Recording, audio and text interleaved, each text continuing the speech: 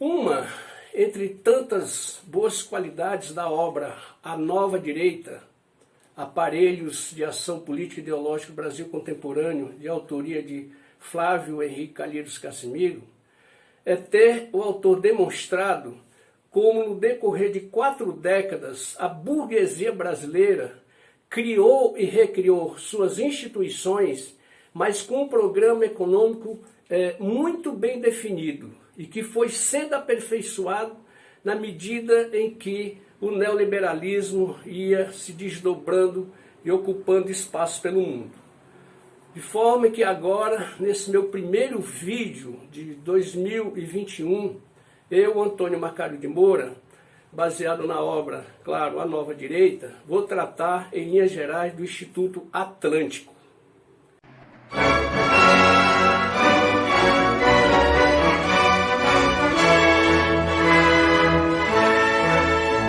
Nascido institucionalmente em 1993, o Instituto Atlântico foi entregue à direção de Paulo Rabelo de Castro, doutor em Economia pela Universidade de Chicago, Estados Unidos. É digno de nota que o cargo de diretor técnico foi ocupado por Diogo Figueiredo Moreira Neto, professor titular de Direito Administrativo da Universidade Cândido Mendes, professor emérito da Escola de Comando do Estado-Maior do Exército. Essa entidade, na realidade, nas palavras deles, o Instituto Atlântico é fruto da iniciativa empreendedora de um grupo de empresários, economistas, juristas, cientistas sociais e lideranças políticas. Parte desse grupo aqui do Instituto Atlântico, nas palavras deles, vem da década de 80, quando o SEDES, a Câmara de Estudo, Debate Econômico e Social, também liderado pelo senhor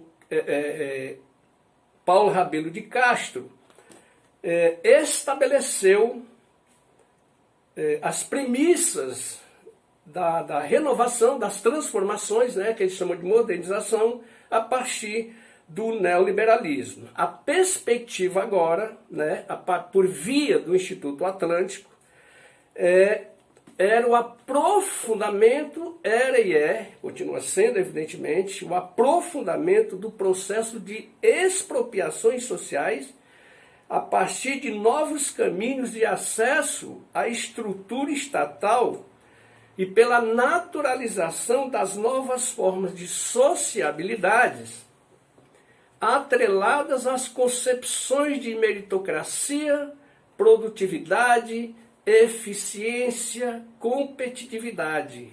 Em linhas gerais, é a defesa do que ele chama de um Estado eficiente ou necessário. Essa premissa ideológica e prática de Estado, na realidade, foi pensada ou delineada já na década de 80 pelo grupo do SEDES e agora aperfeiçoada para o governo de Fernando Henrique Cardoso, mas principalmente o que já tinha sido apresentado a Collor de Mello e que, sob o governo de Fernando Henrique Cardoso, vai ser evidentemente reforçado agora a partir de documentos elaborados, que na década de 80 eles chamaram de PEC, que é Projeto de Estabilidade com Crescimento.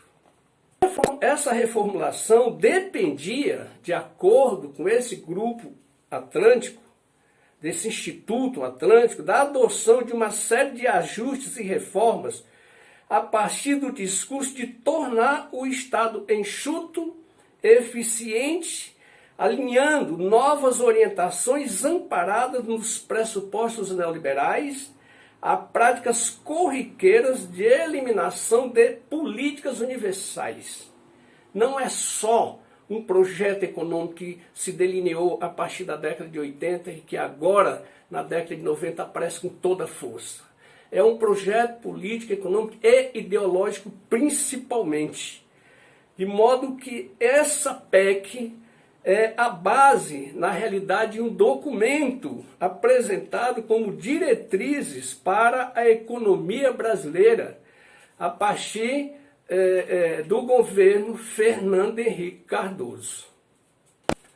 O Programa de Estabilização Econômica com Crescimento, calcado na redução de investimentos em serviços essenciais universais, de acordo com o Instituto Atlântico, tinha dois momentos, o pré-estabilização e pós-estabilização. No que tange a questão da estabilidade monetária, isso para eles era pressuposto irremovível, levando em consideração que o quadro crítico de hiperinflação com altos índices de endividamento e falta de confiança no país agravava um quadro de dívida interna, dívida externa e a dívida social. Na realidade, era preciso resolver esse problema para primeiro esse problema para voltar a crescer. No decorrer do processo, evidentemente, como todos os outros institutos, o Atlântico também procurou estender as suas influências, buscou ampliar suas formas de representação empresarial, inaugurando uma frente de atuação em Curitiba, mas principalmente com a força sindical aqui em São Paulo, que passou a compor o grupo do Instituto Atlântico para pensar as reformas, como levar à frente as reformas, principalmente considerando que, de acordo com a própria Carta, em 1994, ela teria que ser revista. E é exatamente nesse momento em que o Instituto Atlântico, a exemplo do que foi o SEDES na década de 80, na elaboração da Carta, agora eles se reorganizam e passam a publicar suas ideias para influenciar a reforma da Carta que estava prevista na própria Carta. É engraçado que é uma Constituição que praticamente nasce com prazo de validade. De forma que tudo aquilo que a Constituição de 88 não conseguiu, que foi, nós já dissemos isso aqui em vídeos anteriores, que não atendeu a contento dos trabalhadores, mas também não saiu da forma neoliberal como a classe dominante queria. E as reivindicações das classes subalternas, os interesses burgueses, de acordo com o Flávio, conseguiram ser atendidas de forma a propiciar a acumulação de capital que vinha desde a crise do milagre sendo, digamos assim, reivindicado. Num documento do Instituto Atlântico, o Brasil tem jeito, para a revisão da Carta em 94, foi publicada uma cartilha com mais de 1 milhão de exemplares distribuídos pela sociedade brasileira, que trata-se, de acordo com ele, de um esforço de levar as propostas do PEC, que é o projeto de estabilidade com crescimento, que nesta época, na década de 80, já estavam mais abrangentes, incluindo, sobretudo agora, na década de 90, a reforma eleitoral e a reforma política. Vejam, eles deram um passo à frente. Agora, além de ocupar o Estado, de organizar, fiscalizar e até dirigir políticas públicas, claro, de forma, como eles chamam, eficiente, também está na pauta deles a reforma política. Reforma político-partidária, que está aí até hoje em pauta. Mas o curioso é que esse instituto, além da parceria que fez com a Força Sindical, ela fez uma outra parceria com um deputado, Eduardo Mascarenhas, do PSDB do Rio de Janeiro, que sozinho foi autor de 422 emendas à Constituição, incluindo o projeto do Instituto Atlântico. Ou seja, um deputado é como se tivesse escrito praticamente uma nova Constituição em substituição àquela que tinha, o quê? 5 anos, 6 anos de idade. Não deu certo, não saiu mais uma vez como eles queriam. O embate político, na realidade, meio que desconsiderou, em linhas gerais, o essencial do que está nessas PECs. Mas os deputados, o Instituto foi às ruas. O deputado federal, o Eduardo Mascarenhas, no Rio de Janeiro, com as cartilhas, fazendo largo protesto, dizendo que o Brasil havia perdido, ali em 94, uma grande oportunidade de criar uma Constituição moderna, à altura do país em processo de transformação. Para tornar seu projeto econômico, político e ideológico mais acessível ao público e ampliar suas bases de produção de consenso, o Instituto Atlântico passou a produzir umas cartilhas que ele titulava PEC Nacional para um País que Tem Jeito. Dividiram essas PEC em 12, são elas: PEC Político, PEC Social, PEC Previdência, PEC FGTS, PEC Saúde, PEC Educação, PEC Emprego, PEC Jatoaí, PEC Reforma, PEC Financeiro, PEC Poupança e PEC Confiança. Essas revistas eram ilustradas pelo cartunista Ziraldo e tinha como objetivo remodelar o sistema capitalista brasileiro, que passaria a ser chamado ou cunhado por ele de sociocapitalismo. Esse projeto do sociocapitalismo, a proposta desse projeto, constitui de privatizar tudo que for fundo social, principalmente aqueles que estão ligados diretamente aos trabalhadores. Em 1996, o Instituto Atlântico produziu um livro chamado Sociedade, Estado e Administração Pública, prospectivos visando o realinhamento constitucional brasileiro, juntamente com a Força Sindical, que havia se incorporado ao Instituto em 96.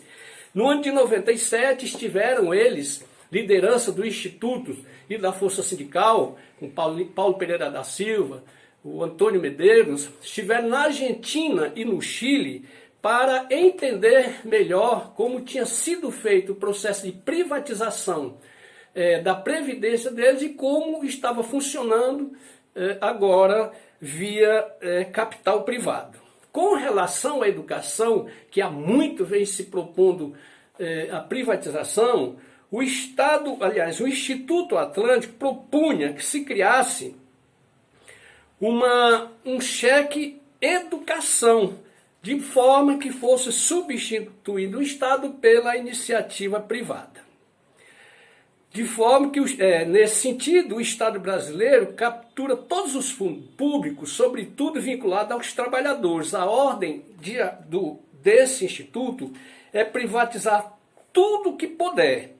O Instituto busca, com isso, converter, seduzir pelo dinheiro a demanda de diferentes segmentos sociais, sem, contudo, colocar em risco os interesses fundamentais das frações da burguesia, principalmente no que está na propriedade privada, do lucro, da exploração dos trabalhadores, da diminuição de investimentos do Estado em serviços sociais e por aí vai. Mas não era só um projeto nacional que o Instituto Atlântico se envolvia. Ele também, como todos que nós tratamos até agora, tinha a pretensão de intervir nas lutas da sociedade civil, de forma eficiente, que era a linguagem dele. Em 2004, quando Dona Rosinha Garotinho esteve no governo do Rio de Janeiro, abriu-se uma polêmica de separar de novo o Rio de Janeiro e o Estado da Guanabara. O Instituto que tinha sido... a fusão tinha se dado na década de 70, queria voltar agora a ser o Rio de Janeiro e o Estado a Guanabara. O Instituto Atlântico se envolveu nessa batalha e outras mais, como por exemplo a ideia da favela bairro, que foi, digamos assim, o projeto de moradia popular de César Maia, quando o pai do hoje presidente do Parlamento Federal, do senhor Rodrigo Maia, quando foi prefeito do Rio de Janeiro. O seu projeto de moradia popular, chamado Favela Bairro, foi criado exatamente pelo Instituto Milênio, aliás, Instituto Atlântico. E nessa batalha, também, desse instituto, fazia parte o Hélio Beltrão, o Instituto Hélio Beltrão, que será o que vai organizar, fundar e organizar o Instituto Milênio, que ainda teremos que tratar. Havia também, por conta da questão da segurança pública, um debate muito forte no Rio de Janeiro, de modo que eles criaram um projeto de segurança que é chamado Projeto Cantagalo, que significa um projeto de segurança em Ipanema, no sentido de pensar a relação entre a favela do Cantagalo e o bairro de Ipanema, no Rio de Janeiro, para além dos problemas sociais, a questão da segurança pública que muito, digamos assim, atormentava a poesia carioca, principalmente dos bairros ricos do Rio de Janeiro.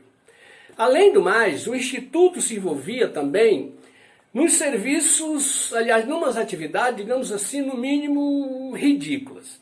Os membros da elite de Ipanema, do Rio de Janeiro, formavam grupos, né? E os membros desse grupo saíam pelas ruas recolhendo lixo nas praias, confrontando ciclistas que andam nas calçadas, moradores que passeiam com cachorros perigosos sem coleira e por aí vai. Era esse tipo de atividade que geralmente ele se envolvia e fazia a sua propaganda, claro, com dinheiro, muito dinheiro que geralmente essas instituições dispõem para congregar o forte ou a nata do empresariado brasileiro. Essa estratégia de intervenção e atuação social avançou, claro, ao longo dos anos 90 no sentido da reformulação, repetindo, né, do papel do Estado a partir da chamada responsabilidade social. E essa responsabilidade social, evidentemente, visando transformar essas ações em um colchão amortecedor dos conflitos sociais. Os intelectuais do Instituto tinham uma batalha dura em relação às autoridades, visando, evidentemente, a diminuição dos impostos, privatizações, diminuição de investimentos nas áreas sociais, ao tempo que ele próprio e esses institutos, essas instituições, e o Instituto Atlântico não é diferente, se encarregava, digamos assim, de sair pela periferia, onde houver luta de trabalhadores por direitos essenciais, investindo em projetos que venham atender